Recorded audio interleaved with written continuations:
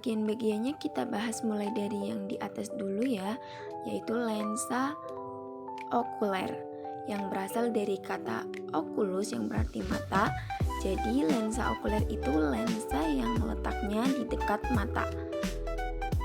Lensa okuler ini umumnya punya perbesaran 10 kali, tapi selain itu ada juga yang punya perbesaran 5-12 kali. Terus ada lensa objektif. Dari namanya lensa objektif, jadi lensa ini itu letaknya dekat sama objek yang akan kita amati. Lensa objektif itu pun punya perbesaran 4 kali, 10 kali, 40 kali, dan 100 kali. Nah, lensa okuler dan lensa objektif ini kerjanya itu barengan ya untuk memperbesarkan bayangan benda yang mau kita amati.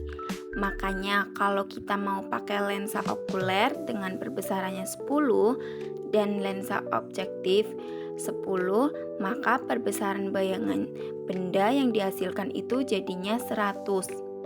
Oke, kita lanjut ke tabung mikroskop. Fungsinya untuk menghubungkan lensa okuler dan lensa objektif. Terus selanjutnya ada revolver. Revolver itu tempat melekatnya lensa objektif.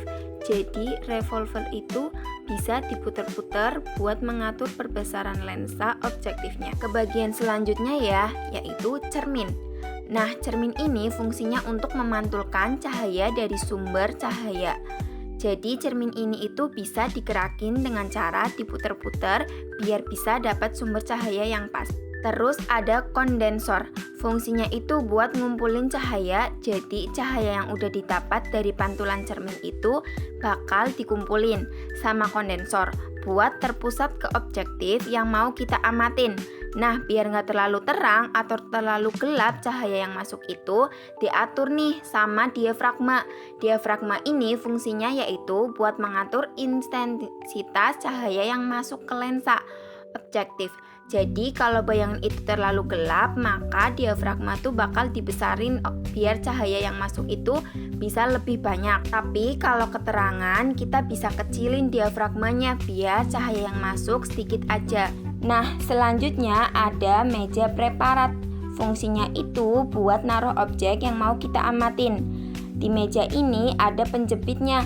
Fungsinya itu untuk buat ngejepit kaca preparatnya, yaitu tempat objek yang mau kita amatin. Terus ada yang namanya makrometer dan mikrometer. Kalau makrometer dan mikrometer ini bisa digerakin buat menjauhkan atau mendekatkan lensa objektif dengan meja preparat.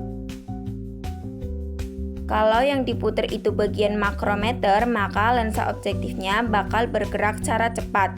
Tapi kalau yang diputar bagian mikrometernya, maka lensa objektifnya bakal bergerak secara lambat. Fungsi keduanya itu untuk mengatur fokus bayangan benda. Nah, selanjutnya ada pegangan. Fungsinya untuk pegangan saat membawa dan memindahkan mikroskop. Dan yang terakhir, ada kaki mikroskop. Fungsinya itu buat dudukan mikroskop saat ditaruh di atas meja. Fungsi masing-masing bagiannya kamu bisa pause video dan lihat tabel ini ya.